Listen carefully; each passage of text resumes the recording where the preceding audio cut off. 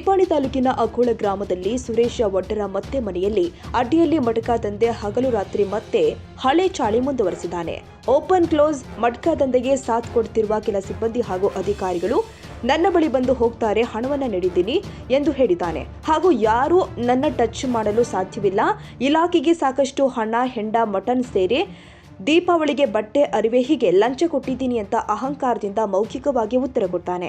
ಅವರು ಇಲ್ಲಿ ಬರಲ್ಲ, ಕಾಲಿಡಬೇಕಾದ್ರೆ ವಿಚಾರ ಮಾಡ್ತಾರೆ. ಎಲ್ಲರಿಗೂ ಏನು ಕೊಡ್ತೀನಿ, ಇದು ಏನೋ ಇವರ ಮೇಲೆ ಕಠಿಣ ಕಾನೂನು ಕ್ರಮವನ್ನು ಕೈಗೊಳ್ಳಲು ಯಾಕೆ ಹಿಂದೆಟು ಹಾಕ್ತಾ ಇದ್ದಾರೆ. ಸುಮಾರು ಬಾರಿ ಸುದ್ದಿ ಪ್ರಸಾರ ಮಾಡಿದ್ರು ಮತ್ತೆ ಮುಂದುವರೆದ ಮಟ್ಕಾ ದಂಧೆ.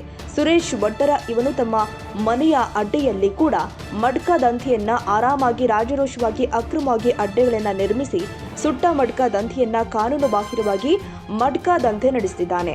ಯಾರು ಈ ದಂಧೆಗೆ ಸಾಥ್ ಕೊಡಿಸಿದ್ದಾರೆ ಎಂದು ತಿಳಿದುಕೊಳ್ಳಬೇಕು. ಹಾಗೂ ಇವರ ಮೇಲೆ ಕ್ರಮ ಯಾವಾಗ ಕೈಗೊಳ್ತಾರೆ.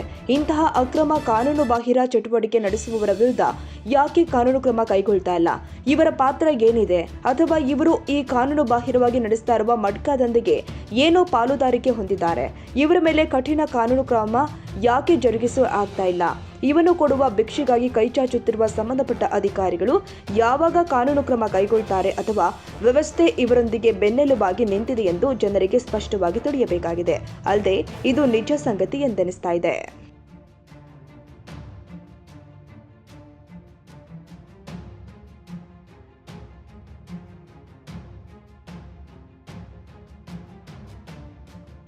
ಈ ವಿಡಿಯೋ ನಿಮಗೆ ಇಷ್ಟವಾದರೆ ಲೈಕ್ ಮಾಡಿ.